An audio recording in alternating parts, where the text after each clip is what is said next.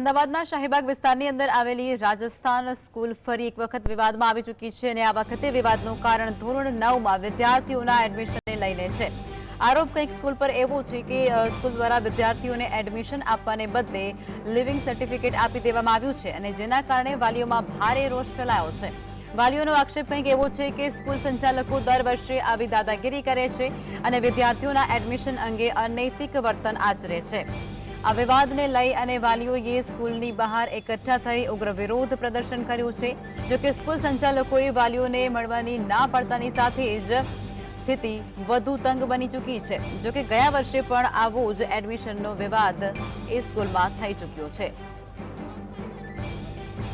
8 ધોરણમાં મારો છોકરો અહીંયા ભણ્યો છે। હવે 9મા ધોરણમાં આ લોકોએ સર્ટીની આરે એલસી આપી દીધું છે। એમાં સર્ટીમાં લખેલું છે કે 9 ધોરણ આ સ્કૂલ આ તારીખથી ચાલુ થવાની છે। એની જ્યારે એલસી આપી દીધું। હવે આ લોકોનું કહેવું એવું છે કે ભાઈ અમે 9મું ધોરણ બંધ કરીએ છીએ, તમને એડમિશન નહીં આપે, તમે બીજી સ્કૂલમાં ટ્રાય કરી શકો છો। હવે જ્યારે 250 વિદ્યાર્થીના પેરેન્ટ્સ કઈ સ્કૂલમાં એડમિશન મળશે ને ક્યાં રખડશે?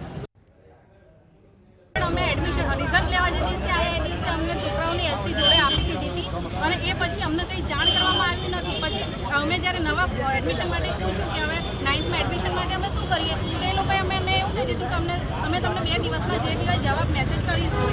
પણ આજે આટલા દિવસ થઈ ગયા, અમને કોઈ જવાબ આપ્યો નહીં અને એ પછી હવે એવું જાણવા મળ્યું છે કે 9th સ્ટાન્ડર્ડ જ બંધ કરી રહ્યા છે, કે આગળ 9th સ્ટાન્ડર્ડ એમને ચલાવવું જ નથી। જ્યારે કે 10, 11, 12 ત્રણેય લોકો ચલાવે છે, તો પછી 9th કેમ બંધ કરવા માગે છે?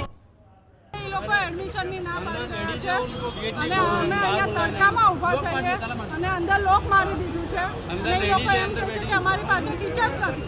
તો અત્યારે એના 10થના એક્સ્ટ્રા ક્લાસીસ કેવી રીતે ચલાવે છે? અમારા 9થના છોકરાને રખડાવીને એ લોકો અત્યારે 10થના એક્સ્ટ્રા ક્લાસીસ ચલાવી રહ્યા છે। તો અમે શું કરશું? હવે અમારા એલસી લઈ લઈને ક્યાં રખડશું? કોણ આપશે અમને?